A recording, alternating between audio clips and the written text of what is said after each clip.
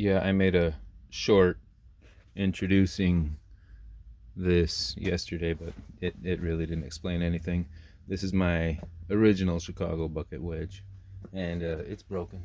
Whoop, as you can see, I'll explain, what it's about. And you can see one, two screws right there, 1, 2, 3 along the bottom. They're just 2-inch exterior grade construction screws that I had on hand. This is just a piece of plywood that I found on the job site or whatever. And what it's for is when you're mixing in a 5-gallon bucket with a paddle wedge. Sorry, with a paddle mixer, which has a wedge shape. It's complicated. All right, when you're doing that, you hold the bucket between your legs and take the chance of it spinning around, and maybe the wire will come loose and it'll gouge.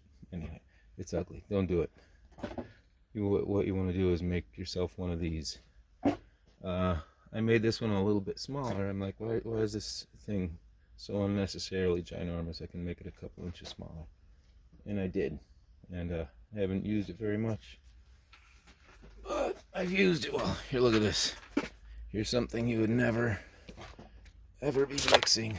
Oops, sorry, I'm bouncing the camera all over, but hey, what are you gonna do?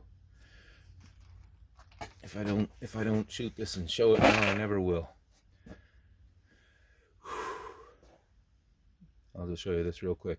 That board along the back there, that's 10 inches wide. I've screwed it from the sides. I screwed it up through the bottom of the board, which is 20 inches wide that way, about 12 inches long this way.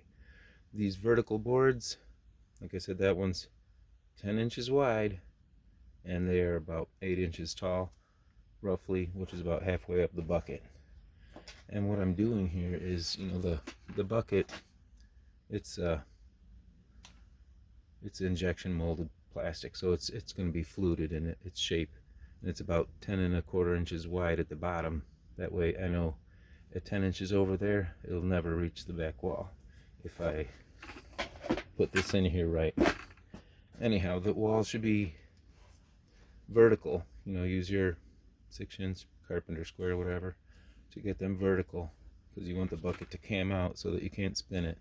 But you want to get one side, it's going to make sort of a trapezoid that you can barely see, because it's going to go from 10 inches wide to about 10 1/2 inches wide at the other end, roughly. I don't know.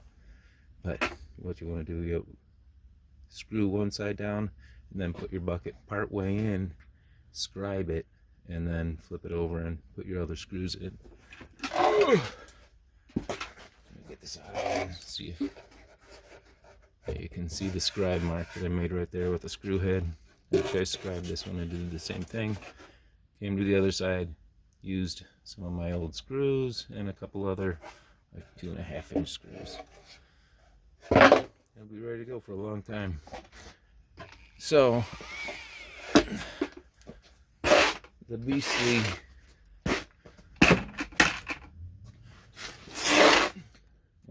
that kicked in all the way to the end, which I could definitely not do with the other one, and you really shouldn't be able to go all the way to the end, but I think I really got this thing egg-shaped. Anyway, let's see what happens. If you notice, I'm holding this the wrong way. Why am I holding it the wrong way? This has to be this way, because I gotta know the direction the paddle mixer's gonna mix. Let me move this over so you can... I'm doing sort of a wild animal hold on this, like but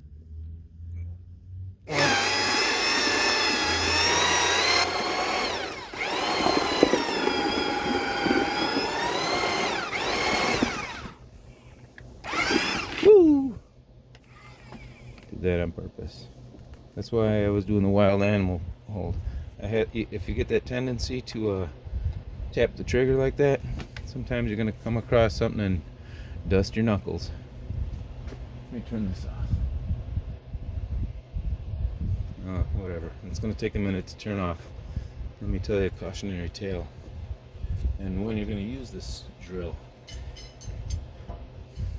if you're not mixing materials And you can mix a concrete like this in the bucket without it spinning all out of control to the right consistency. Guys that mix in buckets tend to water it down too much for my taste to achieve mixability. And you know, I'm sorry, the smaller the guy, the more they're gonna have to water it down to keep control of it if they're trying to hold it between your legs and mix it. And you know, it's just a, you know, you need Brutus on the job, or you need the Chicago bucket wedge. Alright, that's off. This is what else you're doing with your right angle drill. How's that? If you put this on the tip of here, it'll fit between stud bays, and much better than any cordless on the planet. I don't care what it says. This thing's just going to go near, near, near. You just put your hand behind it and you can push it through studs all day long. And this one's nice because when you get into corners and stuff, you can come from a couple of directions, and then you can chuck this up into a cordless. And this works great with a cordless, don't get me wrong. You can go all day long if it fits right. This one, not so much.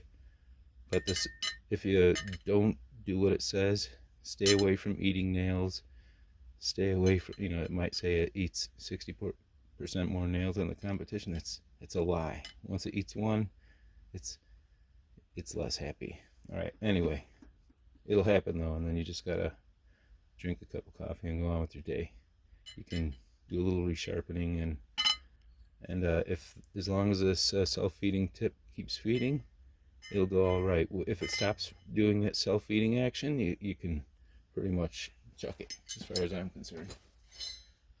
So mixing and boring through studs for electrical and wiring and plumbing work, main gig for most guys. I don't know, what do you use yours for? If it ain't that, I'd like to know. Anyway, if you like the Chicago bucket wedge, say hey. All right, I'll be making more videos for myself and others on what the uses of a particular tool are and so forth, and I'll show you some tips. Nothing fancy, just some general knowledge.